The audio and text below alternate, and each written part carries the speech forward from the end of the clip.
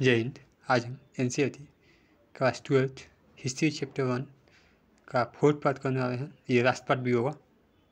इसको एक एक करके देखते हैं। आइए स्टार्ट करते हैं। देखिए, पॉइंट नंबर 8 तक हो चुका था। यहाँ 9 से शुरू करना है। आज 3 पॉइंट खत्म करना, 9, 10 और 11। 9 देखिए, सभ्यता का अंत। जो हम लोग सिंधु सभ्यता मैंने हड़प्पा ये सब पढ़ रहे थे, इसका अंत कैसे हुआ इसके बारे में देखते हैं। आप लोग को स्क्रीन पर दिख रहा होगा।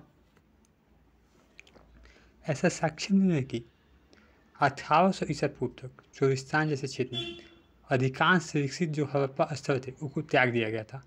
जैसे चोलिस्तान जो क्षेत्र था उसमें अधिकांश जो विकसित हड़प्पा के स्थल उसको त्याग दिया गया था। गुजरात, हरियाणा तथा पश्चिम उत्तर प्रदेश की नई बस्ती आबादी बनने लगी थी। गुजरात हो गया, हरियाणा हो गया और पश्चिम उत्तर प्रदेश में मतलब वेस्ट यूपी में ये सब नई बस्ती की आबादी बनने लगी थी।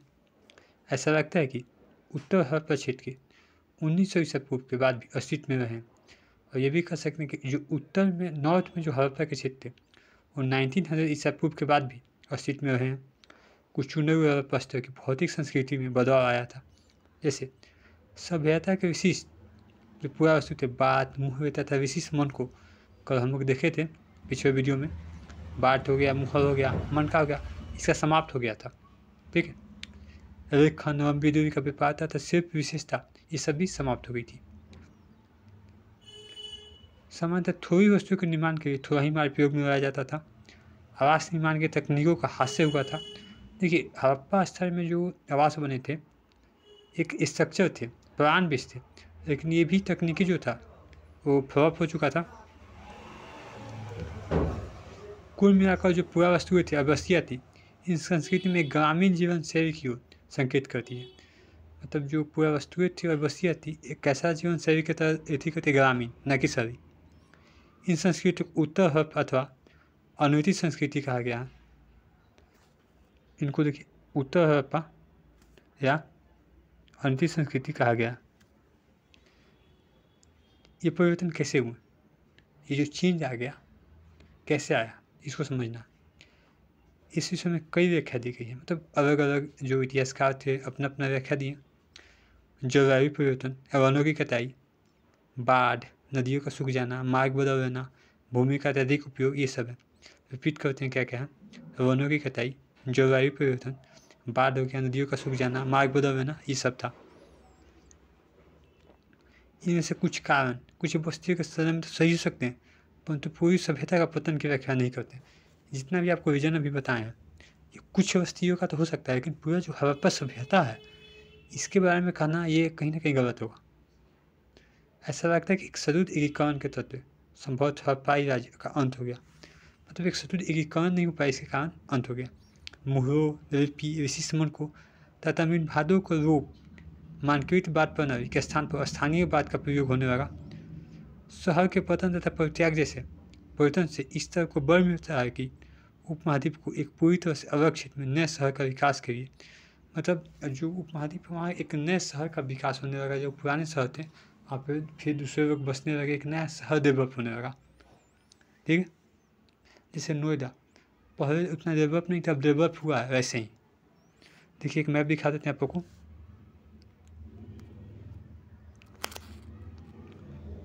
मैप दिख रहा होगा, ये उत्तर हड़प्पा क्षेत्र है। ठीक है, इसमें देखिए नीचे अरब सागर है और जुकर है, सौधान, सिंधी, ये उत्तर हड़प्पा क्षेत्र का मानचित्र है, मतलब मैप है। आइए आगे। देखिए कुछ आक्रमण के साक्ष्य में है, इसको आप लोग पढ़ सकते हैं।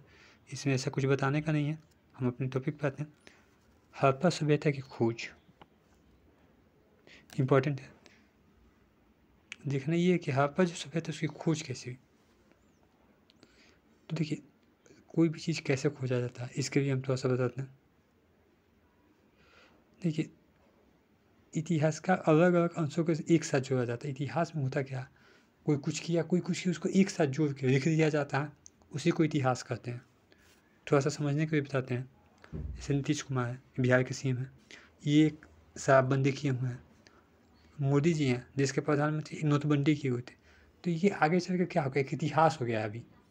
ऐसा ही एक बुक में लिखा जाएगा। तो अलग अलग क्षेत्रों को टुकड़े टुकड़े में हुए कामों को एक साथ कर देना ही इतिहास होता है। आइए अब समझते हैं कुछ। जब हड़प्पा सभ्यता के शहर नष्ट हो गए तो लोग धीरे धीरे उनके विषय में सब कुछ भूल गए। कोई चीज़ नष्ट हो जाता है तो भूल जाते हैं। जब वहाँ के नए लोग रहना स्टार्ट किए तो ये नहीं समझ पाए कि बाढ़ या मिट्टी के कटाव के कारण अथवा खेत की जुताई के समय जो खजाने के खुदे एदा कादा धरती के आने वाली अपरिचित, एक मिनट यहाँ पे देखिएगा,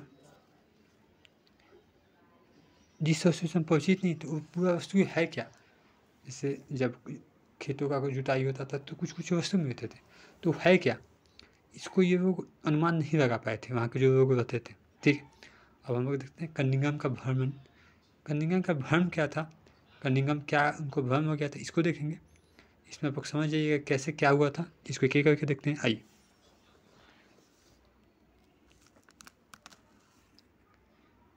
देखिए, जब भारतीय प्राकृतिक सर्वेक्षण के पहले डायरेक्टर जनरल, देखिए जो भारतीय प्राकृतिक सर्वेक्षण के पहले डायरेक्टर थे,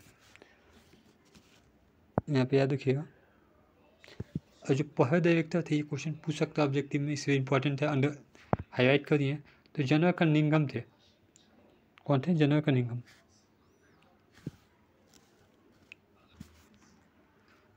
तो जो पहले प्राकृतिक सर्वेक्षण के डायरेक्टर कौन थे, ये ऑब्जेक्टिव में आ गया था, जनरल कनिंघम।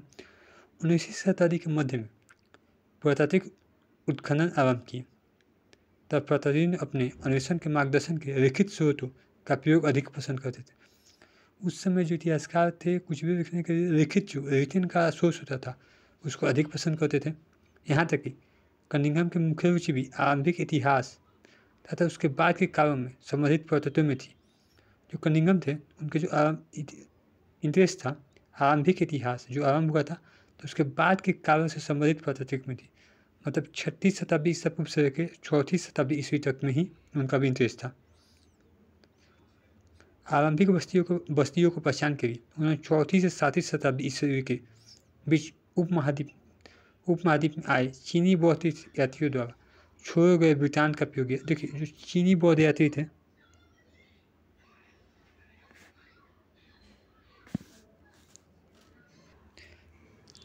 चीनी जो बौद्ध यात्री थे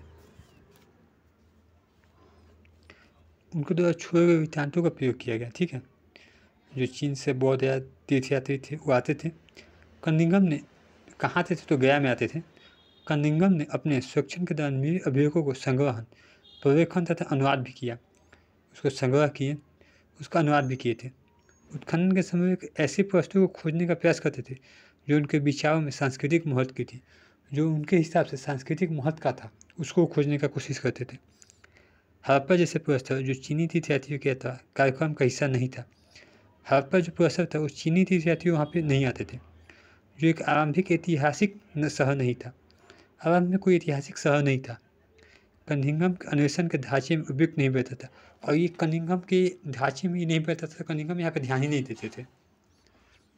इसीलिए हर एक हड़प्पा की वस्तु 19वीं शताब्दी में कभी कभी मिलती थी। 19वीं शताब्दी में मतलब 1800 से 1900 के बीच बहुत नहीं मिलता था, कभी कभी मिल गया। और इसमें तो कुछ कनिंघम तक पहुँची भी थी, फिर भी वो समझ नहीं पाई कि पूरा वस्तु कितनी प्राचीन थी। कुछ कनिंघम के पास पहुँचा, लेकिन कनिंघम ये नहीं समझ पाए कि कितनी पुरानी वस्तुएं हैं। एक अंग्रेज ने कनिंघम को एक हड़प्पाई मुहर दी। उन्होंने मुहर पर ध्यान तो दिया, पर उन्होंने एक ऐसे कालखंड में रेखांकित करने का सफल प्रयास किया जिससे वो परिचित थे। जैसे एक अंग्रेज ने कनिंघम को एक हड़प्पाई मुहर दिया तो उस हिसाब में देख रहे थे जिससे वो परिचित थे, वो कुछ नया दिमाग नहीं लगा पा रहे थे। ऐसा इसलिए था क्योंकि कई और लोग तो उनका भी यह मानना था, जैसे बहुत लोग मानते थे वैसे ही उनका भी यह मानना था कि भारतीय इतिहास का प्रारंभ गंगा के घाटी में पनपे पहले शहरों के साथ था ही हुआ था। जो भारतीय इतिहास का प्रारंभ है गंगा के घाटी में पनपे पहले शहरों के साथ ही हुआ था।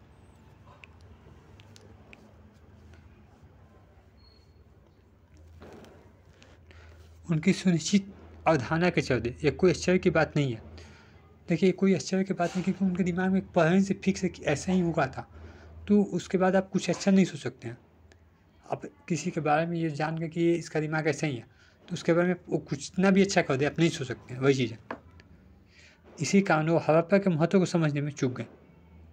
आइए, एक नवीन प्राचीन सभ्यता देख रहे थे।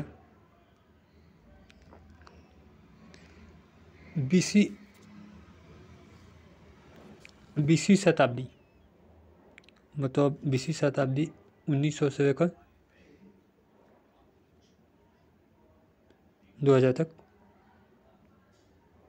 ठीक है।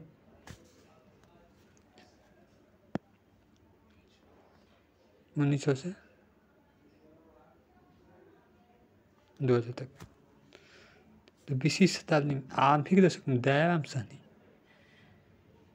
जैसे प्रगति हड़प्पा में मुहर की खोज निकाली। कहाँ पे? हड़प्पा में। ऐसे ही राघव दास बनर्जी ये मोहनजोदाड़ो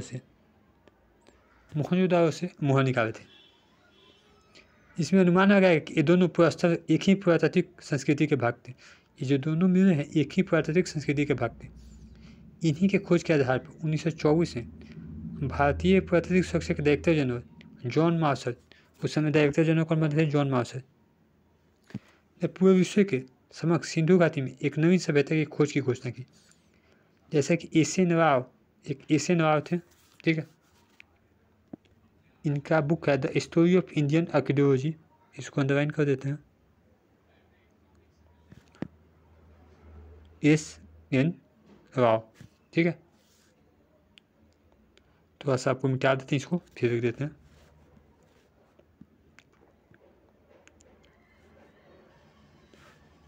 देखिए जो एशियन राव है, S.N. राव, ये एक बुक भी कहते हैं the story of Indian archaeology में लिखते हैं ये नवीन सभ्यता की जो खोज है ये कैसे हम बता रहे हैं। एशियन राव का जो बुक है उसमें लिखा हुआ, उसी के आधार पर हम बात कर रहे हैं। मार्शल ने भारत को जहाँ पाया था उसे 3000 वर्ष पीछे छोड़ा। ऐसा इसलिए था क्योंकि मेसोपोटामिया के पुरस्तर में हुए उत्खननों से हड़प्पा पुरस्तर पर मिली मुहरों जैसी पर तब तक पहचानी न जा सकी मुहर मिली थी। हड़प्पा पुरस्तर पर जो मुहर मिली थी तब तक पहचानी नहीं जा सकी थी, ठीक है। और मेसोपोटामिया में भी वैसे मिली थी, पर यह भी मेसोपोटामिया के समकालीन थी। समकालीन मतलब उसी समय के, जैसे समकालीन मतलब तक एक ही समय में दो काम हो गया, उसी को समकालीन कहते हैं। भारतीय पुरातात्विक सर्वेक्षण डायरेक्टर जनरल के रूप में जॉन मार्शल का कार्य वास्तव में भारतीय पुरातत्व में एक व्यापक परिवर्तन का कार्य था। जो जॉन मार्शल का कार्यकाल था वो एक व्यापक परिवर्तन का कार्य था। वे भारत में कार्य करने पहले पेशेवर पुरातात्विक थे, वहाँ मतलब एक प्रोफेशनल रूप से कार्य करते थे। तो यहाँ यूनान तथा कृत में अपने कार्य को अनुभव में भी लाए। यूनान तथा कृत में जो उनका कार्य था उसको अनुभव में भी लाए, मतलब उसको उपयोग किए। हर एक अधिक महत्वपूर्ण बात यह है कि कनिंघम की तरह ही उन्होंने भी आकर्षक खोजों में दिलचस्पी थी। जैसे कनिंघम को आकर्षक खोज में था वैसे उनको भी था, पर उनमें दैनिक जीवन को प्रति के जानने की भी उत्सुकता थी। मैंने उनको दैनिक जीवन क्या हो इसको भी जानने का इंटरेस्ट था, जो कनिंघम को नहीं था। आगे ही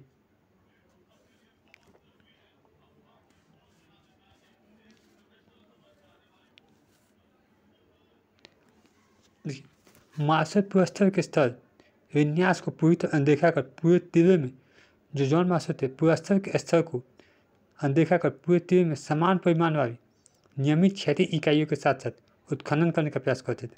मतलब जो विन्यास है उसको अनदेखा कर समान क्षैतिज इकाइयों का उत्खनन का प्रयास करते थे। इसका यह अर्थ हुआ कि अलग अलग स्तरों में संबंध होने पर भी एक इकाई विशेष से प्राप्त सभी पुरस्कारों को सामूहिक रूप से वर्गीकृत कर दिया गया था। परिणाम स्वरूप जो रिजल्ट आया इन खोजों के संदर्भ में विषय में बहुमूल्य जानकारी हमेशा के लिए लुप्त हो जाती थी, और जो रिजल्ट हुआ कि जो बहुमूल्य जानकारी था अपने ही उसको ढूंढ पाए।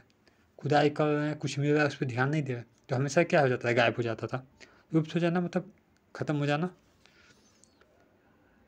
3.3 में नई तकनीकी तथा प्रश्न 1944 में भारतीय पुरातात्विक सर्वेक्षण के डायरेक्टर जनरल बने I.M. रिवर। कौन बने थे? I.M. रिवर ने इस समस्या का निदान किया। वो क्या कि समस्या का निदान किया, रिवर ने पहचाना कि एक समान क्षैतिज इकाइयों के आधार पर खुदाई के बजाय तीरों के स्तर विन्यास का अनुसरण करना अधिक आवश्यक था। मतलब जो तीर है उसी को विन्यास करना अधिक आवश्यक है। साथ ही सेना के पूर्व ब्रिगेडियर के रूप में उन्होंने पुरातत्व के प्रति एक सैनिक परिशुद्धता का संदेश भी किया। मतलब एक सैनिक परिशुद्धता का वो समावेश भी किए थे। हड़प्पा सभ्यता का भौगोलिक सीमा को आज की राष्ट्रीय सीमा से बहुत संबंध नहीं है, थोड़ा भी संबंध नहीं है। मान लीजिए जो हड़प्पा सभ्यता का भौगोलिक सीमाएँ हैं उससे आज में कोई संबंध, भौगोलिक संबंध नहीं है। लेकिन उपमहाद्वीपों के विभाजन तथा पाकिस्तान बनने के पश्चात प्रमुख ज्ञात पुरास्थल जो अब पाकिस्तान में स्थित है, जो देखिए हड़प्पा हो गया, मोहनजोदड़ो अब कहाँ पे है, पाकिस्तान में स्थित है। इसी कारणों से भारतीय पुरातत्वविदों ने भारत में पुरास्थलों को चिन्हित करने का प्रयास किया। कच्छ में हुए व्यापक सर्वेक्षण में कई हड़प्पाई बस्तियाँ प्रकाश में आई थी। जब कच्छ में हुआ तो कई हड़प्पा की जो बस्तियाँ प्रकाश में आई थी तथा पंजाब और हरियाणा में किए गए अन्वेषणों से हड़प्पा स्थलों की सूची में कई और नाम जुड़ गए। जैसे कच्छ गुजरात में पड़ता है और पंजाब और हरियाणा में भी खोज किया गया तो कई सा स्थल निकले। हाल काली बगान, रोहथल, राखी गदी और हाल ही में हुई धौलावीरा की खोज, वहाँ हुए अन्वेषण तथा उत्खनन इन्हीं प्रयासों का हिस्सा है। रोहथल, राखी गदी, काली बगान, वहाँ पे हुआ धौलावीरा, वहाँ पे खोज हुई, अन्वेषण खुदाई हुए, उसी का परिणाम है। अभी भी खुदाई जारी है। इन दशकों में नए प्रश्न महत्वपूर्ण हो गए। अब जो दशक है उसमें नए प्रश्न महत्वपूर्ण हो गए। कई कुछ पुरातत्वविद आमतौर पर सांस्कृतिक उपक्रम का पता लगाने के इच्छुक रहते हैं। कई कुछ और विशेष परिस्थितियों की भौगोलिक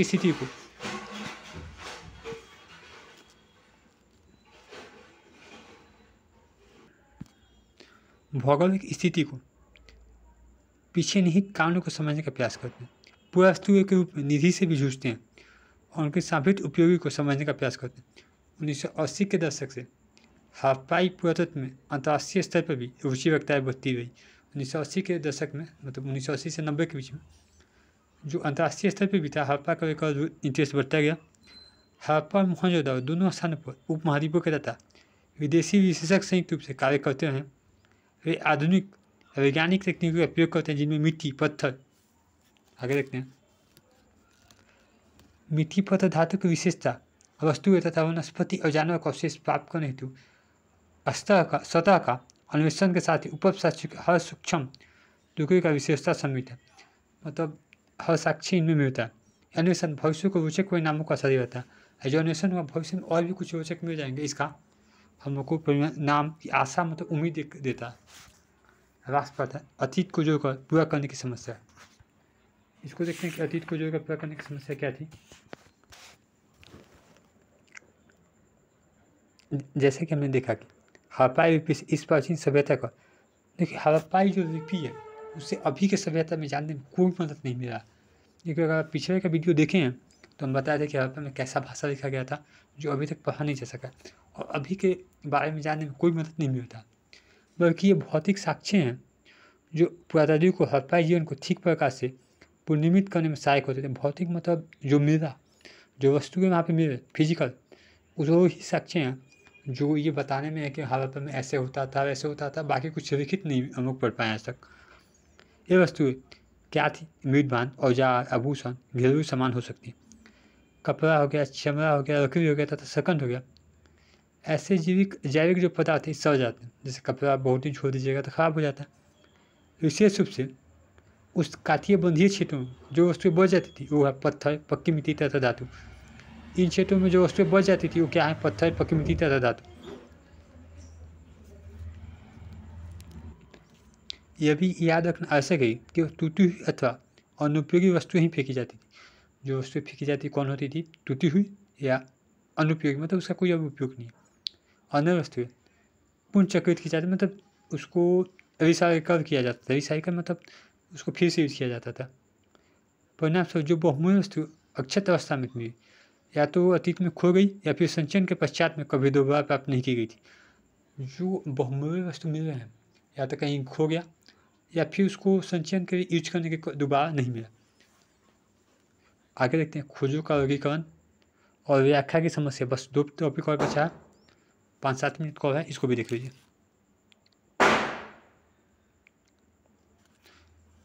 देखिए कुछ पटाखा का आवाज़ सुनाई दे रहा होगा। अभी दिवाली का 2-3 दिन हो गया, बट पटाखा अभी कुछ लोग छोड़ रहे हैं तो उसको ध्यान नहीं दीजिएगा। आइए पढ़ते हैं।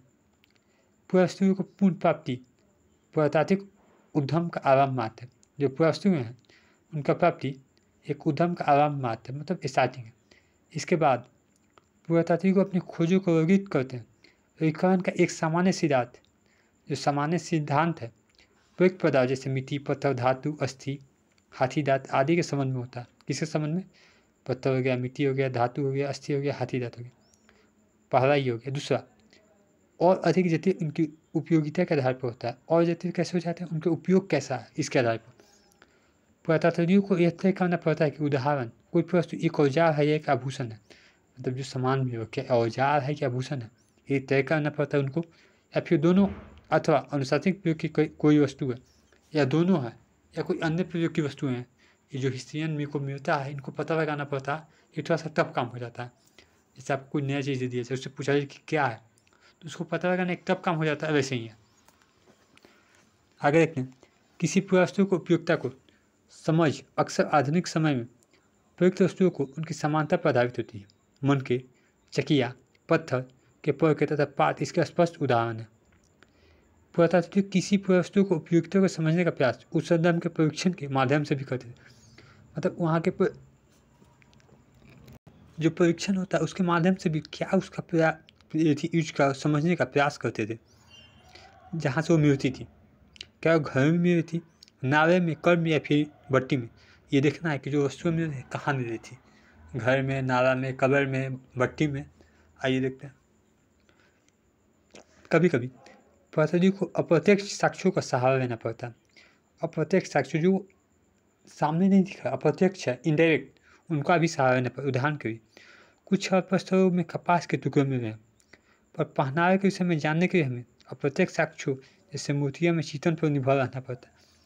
जैसे कपास के टुकड़े तो मिले हैं, लेकिन क्या पहनते थे, तो जो पिक्चर है उस पर हम लोग डिपेंड रहते हैं, उसी पर देखते हैं कि ये पहनते थे, क्योंकि हम लोग को स्पष्ट रूप से कुछ दिखा तो है नहीं।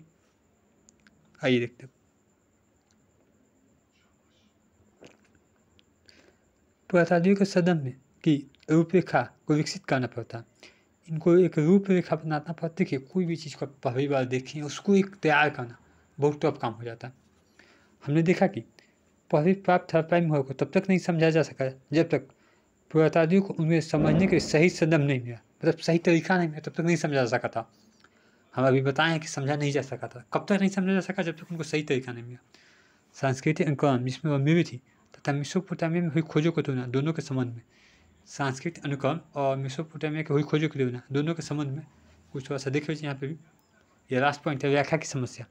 जो व्याख्याएँ थी उनकी समस्या क्या थी, इसको देखना।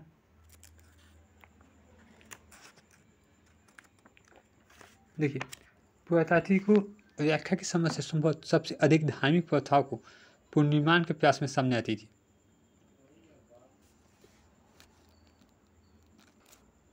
आरंभिक में जो पुरातात्विक थे उनको लगता था जो कुछ वस्तुएं असामान्य हैं या अपरिचित है वो धार्मिक महत्व की होती थी। कैसा? धार्मिक महत्व की। ठीक है। इन आभूषण से बनी हुई नारी, मनमूर्तियाँ जिनमें कुछ के आभूषण से बनी हुई नारी, मनमूर्तियाँ जिनमें कुछ के शीर्ष पर विशुद्ध प्रधान थे शामिल है। माता देवी को संज्ञा दी गई। जो देखिए एक बार फिर से रिपीट कर देते हैं थोड़ा सा। जो हमारे हिस्ट्रियन थे जो सामान्य अपरिचित था उनको लगता था कि धार्मिक महत्व का इनमें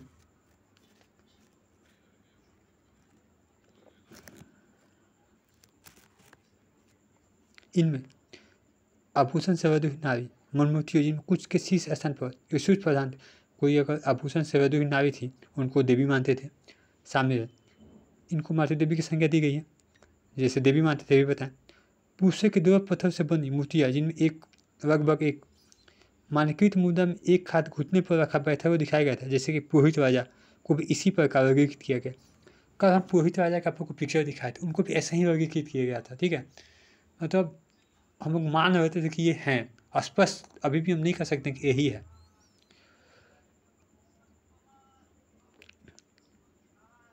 अन्य दृष्टांतों में संरचनाओं को अनुष्ठानिक महत्व को माना गया है।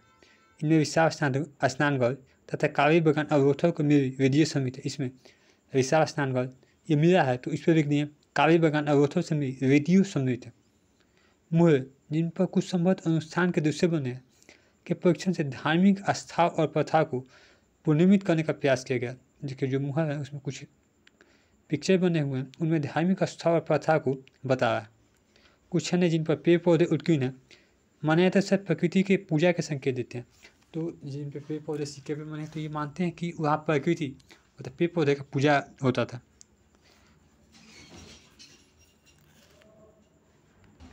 तो जैसे पेड़ पौधा में तो वहाँ पे हम ये कह सकते हैं कि प्रकृति की पूजा के संकेत थे। आगे देखिए मुहर पर बनाए गए कुछ जानवर जैसे एक सिंग वाला जानवर आमतौर पर एक सिंगी कहा जाता था। कर्पित तथा संस्कृत रखते हैं। कैसे रखते हैं? कर्पित तथा संस्कृत। कुछ मुहर पर एक आकृति जैसे पार्थी मारकर योगी की मुद्रा में बैठा दिखाया गया। कभी कभी जैसे निज जानवर से घेरा दर्शाया गया तो आधे शिव अर्थात हिंदू धर्म के प्रमुख देवता में एक का आरंभिक रूप की संख्या दी गई। जो कभी कभी किसी जानवर में जो घेरा दर्शाया गया है, जानवर के आसपास उनको दिखाया, मतलब एक बीच में एक मूर्ति है, उसके आसपास जानवर, उसको क्या मानेंगे? आधे शिव। ठीक है। इसके अतिरिक्त पत्थर के संस्कार वस्तुओं को लिंग के रूप में वर्गीकृत किया गया। जो पत्थर की वस्तु है उसको लिंग के रूप में वर्गीकृत किया गया। हड़प्पाई धर्म के कई पूर्णिमान इन अनुमान के आधार पर किए गए कि आरंभिक तथा बाद की परंपरा में समानताएं होती थी। ऐसा इसलिए होता है क्योंकि अधिकांश पुरातात्विक ज्ञात से अज्ञात की ओर बढ़ते हैं। ज्ञात जो पुरातात्विक थे, हिस्ट्रियन थे, ज्ञात से अज्ञात की ओर बढ़ते थे। ठीक है। अर्थात वर्तमान से अतीत की ओर, मतलब वर्तमान से अतीत की ओर। हम ये चीज़ जानते हैं लेकिन पहले का चीज़ नहीं जानते हैं। तो ज्ञात से ज्ञात या कहिए कि वर्तमान से अतीत की ओर। हालांकि यह नीति पत्थर की चकी तथा पात्रों के संबंध में कुछ एकीकृत संगत हो सकती है, लेकिन धार्मिक प्रतीकों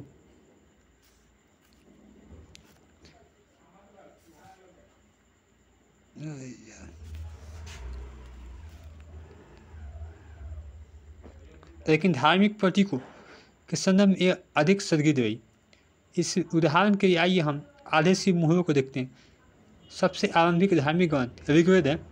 एक बात याद रखिए, सबसे आरंभिक धार्मिक ग्रंथ कौन है? ऋग्वेद है। 1500 से 1000 ईसा पूर्व के बीच संस्कृत है। रुद्रा नामक एक देवता का उल्लेख मिलता है ऋग्वेद में। एक मिनट, जो ऋग्वेद है, ऋग्वेद में रुद्र नामक देवता का उल्लेख मिलता है। ठीक है। जो बाद को पौराणिक परंपरा में शिव के लिए प्रयुक्त एक नाम है।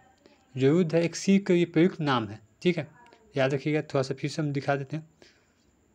जो रुद्र नाम एक देवता का उल्लेख मिलता है वो बाद में पता चलता है कि शिव के लिए प्रयुक्त एक नाम है, मतलब भगवान शिव के लिए। लेकिन शिव के विपरीत रुद्र के ऋग्वेद में न तो पशुपति और न ही एक योगी के रूप में दिखाया गया।